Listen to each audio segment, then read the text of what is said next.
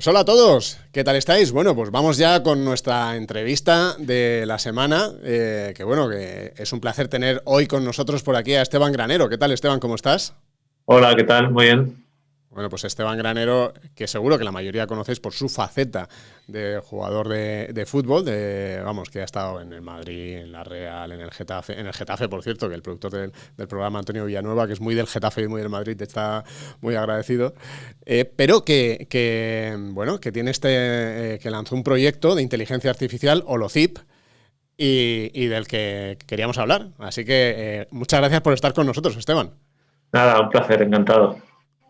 Yo, antes de empezar, diría una cosa. Hay una entrevista con Esteban que le hace Luis García de Mafre en el podcast La Bolsa del Deporte, en el que hablan un buen ratito de los intereses de Esteban, de la trayectoria y demás. Entonces, quien quiera conocer más, no voy a repetir las preguntas que se hicieron ahí, lo que voy a hacer es recomendar las preguntas que hizo Luis y esta que sea como una segunda parte o como un podcast adicional a ese, ¿no? Porque yo creo que ahí estaba muy bien cubierto. Pero sí me gustaría empezar, Esteban, por la parte de, primero, Holocip, inteligencia artificial. ¿Por qué ves la oportunidad? ¿Por qué veis la oportunidad de montar este proyecto? Bueno, porque primero no lo veo como una oportunidad de montar un proyecto, sino como una oportunidad de sacar mayor provecho de una información que yo veía en el día a día que se estaba recopilando en los equipos, porque bueno, convivía con ella y que daba la sensación de que nos quedamos un poco a las puertas en el análisis, ¿no? Estaba evolucionando mucho lo que es la recolección de cada vez más información y más precisa y más profunda, y avanzaba poco las capas de profundidad en cuanto al análisis, ¿no? Nos estamos quedando en el ámbito descriptivo del análisis, de básicamente recolectar para ver lo que ha pasado. Y bueno, fui entendiendo pues que había una capacidad de no solamente ver lo que ha pasado, sino generar conocimiento que sirva para ver lo que va a pasar o para ver qué tengo que hacer yo para que pase lo que quiero que pase, ¿no? Y de esa forma, pues poco a poco, vamos, fue surgiendo Holocip, que es una compañía que comparto con dos socios que son catedráticos de la Politécnica de Madrid, y donde hacemos eso, análisis de datos en esa línea, ¿no? Que a mí una de las cosas que me llama la atención inicialmente, porque sí es verdad que hay mucha gente pues, que gana dinero durante su vida laboral, por ejemplo los deportistas, en una edad temprana y la puede invertir, ¿no? Pero muchas veces lo que hacen es que ponen el capital para el proyecto, pero no se meten en la dirección. Pero tú estás como CEO de la compañía, o sea que tú estás plenamente metido en la gestión de la compañía, ¿no? Sí, bueno, yo fundé la compañía y he tirado el carro desde el principio y bueno, sí, o sea, yo, bueno, igual me cuesta más también delegar, pero soy de las personas que me gusta encarar proyectos y ocuparme de ellos. Creo que una parte bonita del proyecto es lo que te aporta el proyecto a ti, ¿no? Lo que aprendes por el camino. Yo, además, no tengo formación en ingeniería ni en matemáticas, formación específica, quiero decir, sino que pues todo lo que sé lo he aprendido de mis socios, de mis empleados bueno, del día a día de la empresa, y eso también forma parte, ¿no? de la inversión, ¿no? Lo que aprendes por el camino. Mm. Ahora, para entender un poco, por ejemplo, parte de lo que hacéis, cuando salió la convocatoria de Luis Enrique, se generó mucha polémica con la gente que se quedaba afuera, ¿no? Y, por ejemplo, vosotros lo que hicisteis es un informe de los jugadores que, según la inteligencia artificial, deberían haber estado en esa lista, ¿no? Bueno, yo creo que los que deberían estar en esa lista son los que elige el seleccionador, ¿eh? Pero nosotros lo que hicimos es un análisis, digamos, objetivo, científico, de cuál ha sido el rendimiento de los jugadores durante este año y de, digamos, cuáles eran los jugadores que por posición pues habían tenido un rendimiento más interesante. El rendimiento lo medimos también con inteligencia artificial, no en base a la frecuencia de las acciones que hacen, sino en base al valor que han ido aportando cada una de las acciones a su equipo, en base a qué impacto tienen en la probabilidad de marcar y de encajar de su equipo cada una de sus acciones, y así, analizando toda la temporada de los jugadores, veríamos los que estarían mejor preparados por posición para estar en la lista. Luego hay factores humanos, emocionales, factores físicos muchas veces también, pues que entran en juego, y por eso nosotros no queremos hacer de seleccionador, sino sí que pensamos que podemos con la tecnología ser un consejero más en cuanto al análisis exploratorio del rendimiento de los jugadores para tomar una decisión, ¿no? Aquí estamos con Esteban en fechas de Eurocopa, precisamente. ¿Cómo estás viendo? ¿Qué dice la inteligencia artificial? ¿Tenéis hecho algún modelo predictivo sobre quién la puede ganar? No hemos enfocado en esa línea. Nosotros lo que hacemos es analizar a los jugadores y el rendimiento de los jugadores, y ya sea en base a la contextualización o lo que he comentado del valor, pero eso está a la orden del día, ¿no? Los modelos de predicción del resultado final, etcétera, ¿no? Esto en las selecciones es más complicado porque digamos que tienes menos información con la que entrenar los modelos, no es como valorar los equipos, sino que muchas veces son equipos que se juntan casi por primera vez o bueno, son equipos muy rotativos, entonces es más complicado hacer ese tipo de predicciones. Lo que sí es interesante es ver, según avanza el torneo, pues cuáles son las selecciones que, según lo que está pasando durante el propio torneo, tienen más posibilidades de ir llegando a la final o de ganar. ¿Y ahí cómo lo estás viendo, eso? Bueno, ahora me pongo en un plano ya más, digamos, experto futbolístico, al margen de la información. Yo creo que estos torneos que llegan a final de temporada, que son prácticamente todos los internacionales, las Eurocopas, los mundiales, entre que llegan en este momento y que y también cuál está siendo la evolución del fútbol y las ventajas, creo que los equipos físicos o con un componente físico superior tienen ventaja, ¿no? Tienen, digamos, más probabilidad, no matemática, pero sí experta de posicionarse y de estar ahí arriba, ¿no? Lo hemos visto con Francia últimamente, pero también Bélgica, que es un equipo muy físico, Alemania, Inglaterra, son equipos que probablemente vayan a acabar dominando. Nosotros el corazoncito quiere que gane España, por supuesto, y creo que tenemos un equipazo, ¿no? Y ojalá ganemos, pero es verdad que lo hemos visto también en Champions. Bueno, los equipos más físicos son los que ahora tienen ese potencial, ¿no? Tú fíjate, yo estaba pensando cuando tú, imagino que en la valoración de los jugadores introducís muchísimas variables y muchísimos conceptos.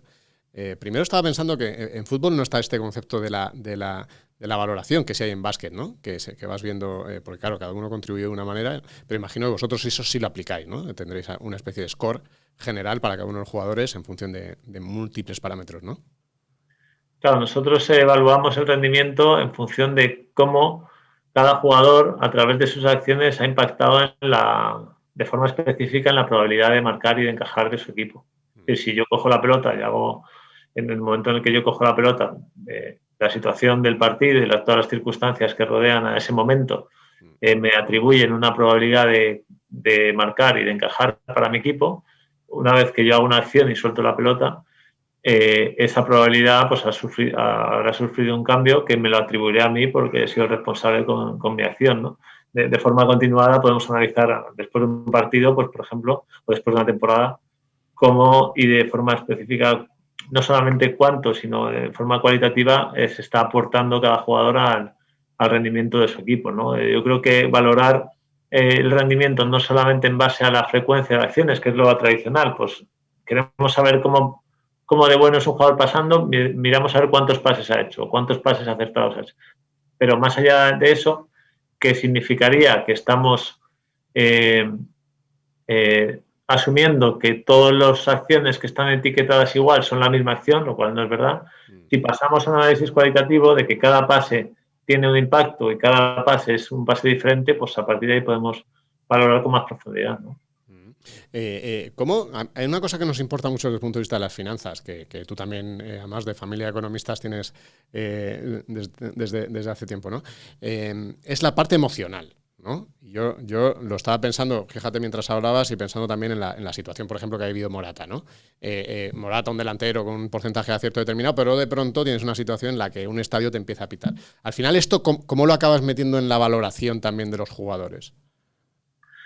Bueno, a ver, digamos que nosotros no es que metamos información por nuestra cuenta, es decir, nosotros no damos instrucciones al modelo a la hora de hacer una predicción. por ejemplo, del rendimiento, no damos instrucciones al modelo de dónde tiene que mirar, sino que le surtimos de gasolina, ¿no? De datos, ¿no?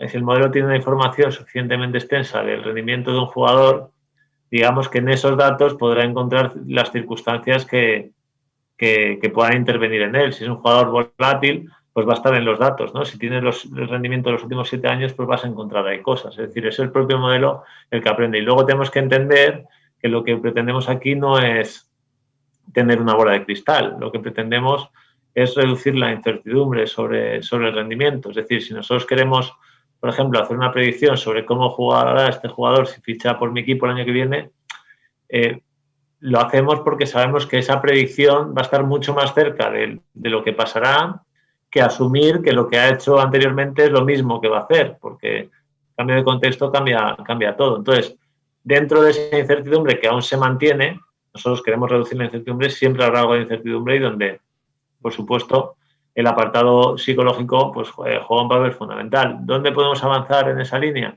En generar más gasolina del apartado psicológico, es decir, de registrar más información más objetiva, más estandarizada, ¿no? Que igual que estamos medidos, pues nuestras acciones físicas, nuestras acciones técnicas, nuestras acciones, pues que tengamos un perfil psicológico de cada jugador que añadir a la coctelera. Eso también es muy importante, ¿no? Y eso hay que irlo construyendo, ¿no? Al final, pero claro, es difícil, ¿no? Cómo vas teniendo esa información, porque la otra al final es pura cantidad, ¿no? Pero esa parte más de emocional y de la reacción del jugador ante esa emoción, ¿no? Porque hay algunos que a lo mejor se hunden y hay otros que se vienen arriba y dicen, ahora voy a demostrar, ¿no? Esa es la parte más complicada, ¿no? De cómo Sí, incorporar esos datos. se puede perfilar, ¿no? Hoy en día hay técnicas de medición, sobre todo a nivel de encuestas, etcétera, ¿no? Que pueden dar mucha, también en la genética, ¿no? Hay información en esa línea, ¿no? Pero que pueden dar información muy útil, ¿no? La psicología, lo que es que abrirle las puertas, ¿no? Pasa igual que en los mercados financieros, ¿no? Hay que abrirle las puertas. Una vez se abren, pues te das cuenta de que tiene una influencia y que tiene algo que decir, ¿no? Y dejarlas cerradas no gana nadie con eso. Pues vamos ahí con los mercados financieros, que has introducido el tema. ¿Qué estáis haciendo en Holocip en los mercados financieros? Porque escuché en el podcast de Luis que ya teníais clientes en él. Decías tú, me parece que la parte no deportiva, hay una parte deportiva que has comentado, la parte no deportiva me decías que como una parte importante era el sector financiero, ¿no? ¿Qué estáis haciendo ahí? Bueno, fuera del deporte sí trabajamos en turismo, en sector financiero más puro, digamos, y luego hacemos desarrollos a medida. No, en el sector financiero, pues lo que más nos llega es un tema de prevención de fraude, digamos, anticipar al fraude, ¿no? Vemos que tradicionalmente se intenta aplacar el fraude lo antes posible y lo antes posible acaba siendo pues que antes de que pase, ¿no? Y ahí es donde la inteligencia artificial tiene mucho que decir. Y luego pues toda la parte de trading y demás, pues ya sabéis que ahora mismo encima está de moda, ¿no? Y mucha gente subiéndose al carro, ¿no? Y ahí también yo creo que la inteligencia artificial pues puede arrojar luz, ¿no? Cuando digo arrojar luz, ya digo que esto es como todo. Yo creo que en el fútbol pasa igual que en el sector financiero. La inteligencia artificial es una herramienta, o son muchas herramientas, no es una capacidad, ¿no? Y es una capacidad cuya función debe ser complementar, ¿no? Complementar sobre todo la parte humana, ¿no? Entonces, nosotros pensamos que parte humana y parte, digamos, máquina trabajando juntas son más potentes que cualquiera de las dos por separado, ¿no? Y hacia esa línea es donde tenemos que trabajar. Cuando hablas del trading, ¿te refieres a generar modelos o ayudar a generar modelos con mayor probabilidad de tener éxito en la operativa, algo así? ¿O en qué sentido? Sí, por ejemplo, hay mucha gente, bueno, es algo que no es nuevo, ¿no? Pero que sí que se buscan las eficiencias, ¿no? Tanto a largo plazo como a corto plazo en diferentes escenarios, ¿no? Y ahí, pues, por supuesto, es que la inteligencia artificial, sobre todo cómo está evolucionando la propia inteligencia artificial ahora, se vuelve muy, muy interesante, ¿no? Fíjate, hay fondos de inteligencia artificial, fondos que invierten en empresas de inteligencia artificial que han tenido no sé si lo sigues, pero que han tenido una rentabilidad espectacular en los últimos años. ¿Lo sigues o no? Es que la inteligencia artificial tiene, o sea, aparte de que está en auge, pues tiene una transversalidad que la convierte, es decir, es aplicable en cualquier ámbito, ¿no? Y luego es multiplicadora, ¿no? Es decir, que que es necesaria para abrirte muchas posibilidades que sin ella no puedes llegar, ¿no? Entonces, es lógico, ¿no? Lo llaman, la llaman la nueva electricidad, ¿no? Igual que hace 120 años la electricidad tuvo ese poder transformador, digamos, en toda la industria, no solamente desde un punto de vista operativo de la electricidad, sino cómo afectó a todo el resto de industrias, pues la inteligencia artificial está en la misma línea, pero hoy en día. ¿Tú te miras este tipo de compañía? O sea, a la hora de invertir tú, ¿tienes bastante ya con la inversión importante que tendrás en Holocip? ¿O también miras inversiones en activos financieros en compañías que utilizan la inteligencia artificial? Bueno, la verdad que en temas de inversión tengo bastante delegado todo, aunque sí me gusta estar al corriente y vamos, en reuniones prácticamente semanales y analizar cada oportunidad. Pues, quiero decir, creo que hay gente mucho más preparada que yo para tomar decisiones en esa línea, pero sí que me gusta conocer, informarme y demás. Aparte de eso, pues como dices, con Holocip me ocupa bastante tiempo y bastante esfuerzo, ¿no? Y estoy centrado principalmente en eso, pero sí que en nuevas tecnologías, pues lo que hace cada uno con su patrimonio es intentar invertir en lo que cree y aparte en lo que le recomiendan. Y hombre, si yo creo para generar mi empresa, pues por supuesto creo que es una inteligencia artificial. Eh, tiene nicho, ¿no? Y lo que pasa es que, claro, también hay mucho mercado, ¿no? Y hay que encontrar los lugares más eficientes donde están aplicando o cuáles son las empresas que están generando esa ventaja competitiva e intentar apuntar bien, ¿no? Como en todo. Oye, ¿qué es más fácil o menos difícil a través de la inteligencia artificial? Llegar a encontrar jugadores que puedan ser interesantes y que puedan aportar en un equipo nuevo para un fichaje o encontrar tendencias de inversión en los mercados financieros. Bueno, yo creo que la parte del fútbol, digamos, depende de lo que estemos buscando, ¿no? Pero yo creo que la parte del fútbol es muy lógica, ¿no? Es decir, reducir la incertidumbre del mercado de fichajes es muy fácil. ¿Por qué? Porque digamos que no estamos intentando acertar, ¿no? Lo que estamos intentando capturar la tendencia, ¿no? Y en ese sentido, la diferencia entre el método tradicional de analizar con datos a un futbolista es muy grande, ¿no? Igual que en los mercados financieros, pues digamos que todo el mundo tiene modelos muy eficientes a la hora de analizar y la inteligencia artificial, pues yo entiendo que puede dar un plus, por supuesto, pero en el mercado de fichajes de fútbol lo que estás comprando es analizar la información que ya ha pasado y dejar al experto que saque sus propias conclusiones o aproximarte mucho más con un modelo predictivo, ¿no? Entonces, ahí sí que, igual porque en el mundo del fútbol estamos mucho más atrasados, pero joder, la diferencia es mucho mayor, ¿no? Entonces, por eso creo que aquí en el deporte hay nicho para inteligencia artificial, porque la ventaja competitiva de aplicarla es bastante grande. Cuando los futbolistas, cuando vais viendo, por ejemplo, en típicas webs estas que van calculando vuestro valor, ¿qué os genera eso? O sea, cuando ves que de pronto tu valor, no sé cuál ha sido el máximo, que seguro que eso lo irás siguiendo en la... Yo me parece que miré ahí en una de estas y me decía que el máximo valor tuyo había sido 12 millones, una cosa así, ponía la web, que no. ¿Y cómo vais viviendo ese cambio de valoración al final de vuestro trabajo? Bueno, nosotros, por ejemplo, en Holocip tenemos nuestra propia estimación del valor. A la hora de recomendar fichajes o analizar jugadores, el valor de mercado es importante, que no significa que sea el precio, ¿no? El precio depende de muchas más cosas, principalmente de la demanda, ¿no? Pero de valor de mercado sí, porque entendemos que está asociado a parámetros que son muy medibles, entre otros el rendimiento. Más que analizar el valor de mercado, a nosotros lo que nos interesa es analizar la evolución del valor de mercado, porque de eso se trata, ¿no?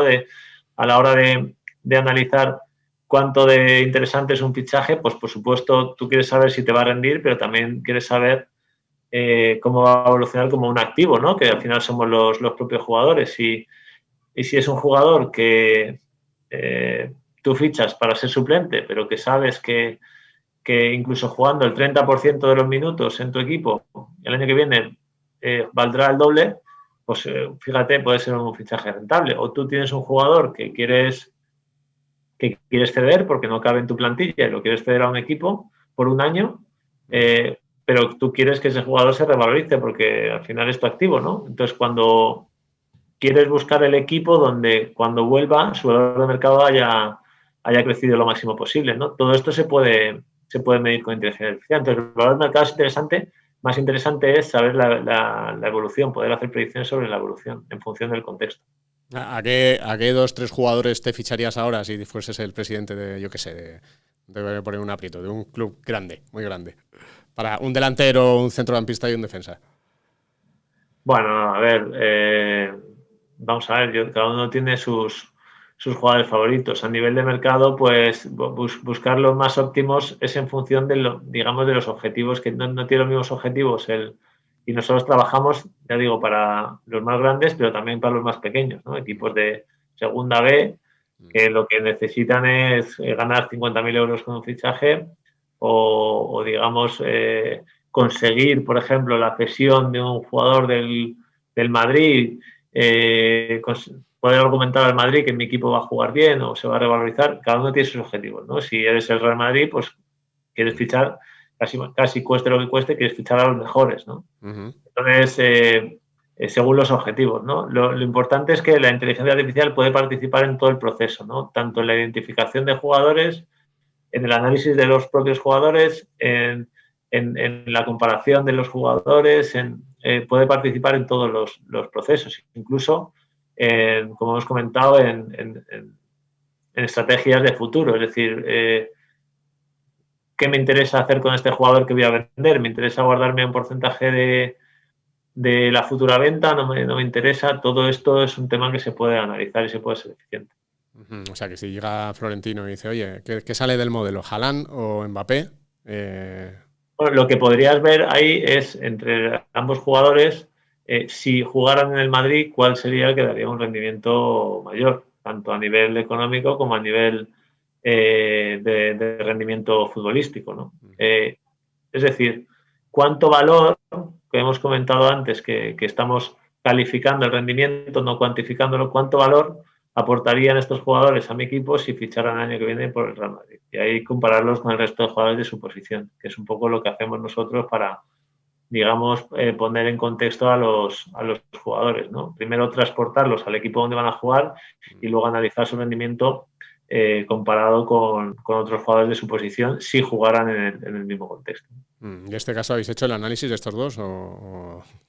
Pues sí, probablemente sí, a lo mejor está publicado. La verdad es que ahora mismo no lo tengo delante, pero vamos, bendito problema. Yo creo que cualquiera de los dos son jugadores de perfil parecido, jugadores muy caros y jugadores muy buenos, ¿no?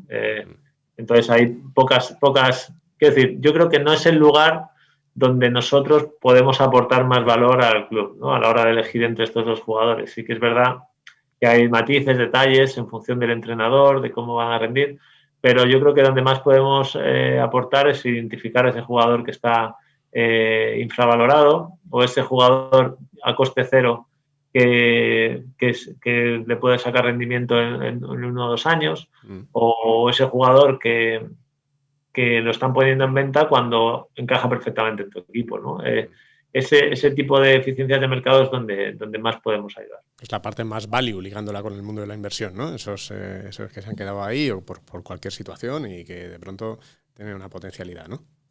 Claro, o sea, el potencial está ahí. La única manera de descubrir el potencial hasta el día de hoy es desde un plano meramente humano, experto, ¿no? Es decir, este jugador ha hecho esto, pero yo creo que puede hacer esto, ¿no? Ahora eso la inteligencia artificial te lo puede decir, te lo puede estimar, ¿no? Ese creo que puede hacer esto te lo va a decir una máquina con más experiencia y con probablemente más memoria y más velocidad que de la que tiene cualquier experto, que, como repito, está hecha para complementar al experto, ¿no? Es decir, para trabajar conjuntamente. Esto, los dos juntos, pues yo creo que es un equipo muy potente. ¿Tienes algún caso de algún jugador de este tipo que comentas, de alguien que estuviera en un momento de la carrera tal y que el modelo sugería que podía ser interesante para ese club y ha funcionado bien? Tenemos casos en equipos de primera división, en equipos de, ¿no? Por ejemplo, ahora nos ha pasado con un equipo suizo que buscaba quería convencer al Manchester United que quería cederle a un jugador, que había otro jugador que era más interesante que les cediera, porque primero encajaba mejor en su equipo y segundo era una operación económicamente más rentable para el Manchester a la hora de revalorizar. Es decir, el equipo puede argumentar con el Manchester United que, oye, yo te estoy firmando que este jugador, si no le pasa nada, va a jugar de titular, o te lo estoy medio asegurando, ¿no? Y te estoy diciendo además, mediante estos modelos, que si este jugador cumple con estos requisitos que ya te estoy diciendo que los va a cumplir, pues va a tener un rendimiento que le va a suponer un valor de una revalorización de 10 millones, ¿no? Por tanto, es una operación más interesante para ti que la otra que me quieres proponer. Es decir, la capacidad no solamente de generar conocimiento para uno mismo, sino de generar conocimiento para argumentar en una negociación, que es el día a día de los clubes, pues es muy importante. Para los jugadores pasa igual. Yo si voy a renovar mi contrato y creo que me están infravalorando, yo puedo ir de forma objetiva a decir, oye, es que mi rendimiento no va a decaer, no me bajes el sueldo porque es que voy a mejorar incluso el año que viene. Es que encima fichas este entrenador que me viene mejor, ¿no? O sea, eso es desde el punto de vista de las agencias, por ejemplo, también un dicho grande. Hemos escuchado hace poco, por ejemplo, algún jugador como Memphis en el caso del Barça que decía que se iría si estaba Koeman, ¿no? También puede ser que en base a los datos, también puede ser en base a la confianza que conoce al entrenador, ¿no?